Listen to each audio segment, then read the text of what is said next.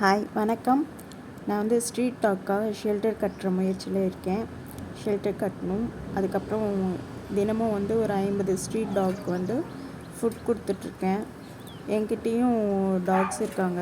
நான் அவங்க வந்து குட்டியாக இருக்கும்போது அவங்களுக்கு உடம்பு சரியில்லாதப்ப எடுத்து ட்ரீட்மெண்ட் பார்த்து அவங்க என்கிட்டயே தங்கிட்டாங்க.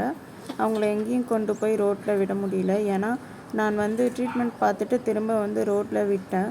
அவங்க வாகனத்தில் அடிபட்டு இறந்து போகிறாங்க. அதனால் நான் யாரையும் வந்து வெளியே விடாமல் எனக்கு ஷெல்டர் கட்டுறதுக்கான இருக்கிற இடத்துலையே நான் வந்து வச்சுட்டேன். இப்போ மழை வந்தால் அவங்க வந்து பக்கத்தில் இருக்க கொட்டகைக்கெலாம் போகிறாங்க. அதனால் நிறைய பிரச்சனைகள் வருது. அதனால் இந்த இடத்துல இங்கே இருக்கிற இடம்தான் வந்து ஷெல்டர் கட்டுறதுக்கான இடம். இந்த இடத்த சுற்றி ஃபென்சிங் போடணும். அதுக்கப்புறமா வந்து அவங்களுக்கு ஷெல்டர் கட்டணும். நான் ஏற்கனவே ஒரு ஷெல்டர் கட்டி வச்சுருக்கேன். அதில் வந்து கதவு போடணும். இன்னும் அவங்களுக்கு ஏற்ற மாதிரி வசதிகள் பண்ணணும்.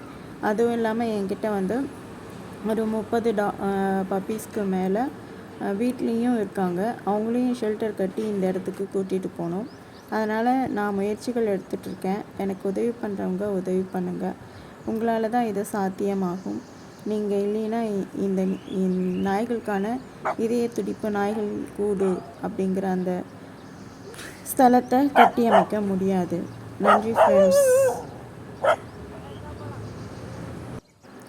நான் வந்து ரொம்ப வருஷமாக இந்த நாய்களுக்கு வந்து உணவு கொடுத்துட்ருக்கேன். அதுக்கப்புறம் இவங்க கூட பழகுறேன். இவங்கெல்லாம் ரொம்ப அன்பானவங்க. அதுக்கப்புறம் எப்படி சொல்கிறது, உண்மையாக இருப்பாங்க.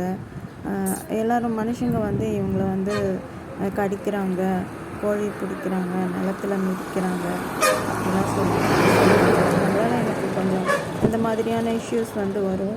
ஆனால் நாய்களை பிடிக்காதவங்க தான் அந்த மாதிரி சொல்லுவாங்களே தவிர நாய்கள் கூட பழகிறவங்க யாரும் அந்த மாதிரி சொல்ல மாட்டாங்க. எனக்கு வந்து நாய்கள்னால் ரொம்ப பிடிக்கும்.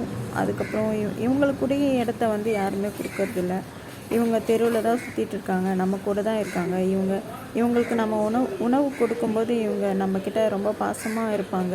நமக்காக காவல் காப்பாங்க. நம்ம வளர்க்குற எந்த ஒரு பிராணிகளையும் தொந்தரவு பண்ண மாட்டாங்க. அதனால் இவங்க கூட பழகி பார்த்தா தெரியும். இவங்களுக்கு உணவு கொடுக்க எனக்கு உதவி பண்ணுங்கள். நான் இந்த ஷெல்டர் கட்டி முடிக்கிறதுக்கும் எனக்கு வந்து கொஞ்சம் உதவி பண்ணுங்கள். இது ஒரு உதவி கேட்குற பதிவு தான். ப்ளீஸ்.